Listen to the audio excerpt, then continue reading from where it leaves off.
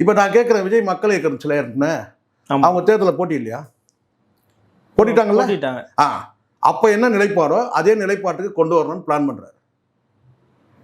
ஆனால் என்ன எதுக்கும் கூப்பிடாதீங்க, நான் எந்த மாநாடு எந்த நடவடிக்கை இருக்கட்டும், நீங்கள் வந்து பார்த்தா விஜய் மீண்டும் ஒரு மக்கள் இயக்கமாக மாற்றியாச்சுன்னா அவங்க விருப்பம். அது மக்கள் இயக்கம் வேறு, கட்சி வேறு சார். கட்சி வேறுனா இப்போ அன்றாட செயல்பாடுகள் கட்டாயம் பண்ணி ஆகணும். இப்போ பாருங்கள், நேற்று பேசின பிறகு தான் இந்த அறிக்கையே வருது. அரசியல் இப்போ நான் கேட்குறேன், இது மட்டும் போகுமா? இன்னும் வந்து இந்த அரசுக்கு எதிராக, திமுக அரசுக்கு எதிரானதை விட அன்றாட அரசியல் நடவடிக்கை எடுக்கணும்னா நீங்கள் இன்னும் பேசணுமே.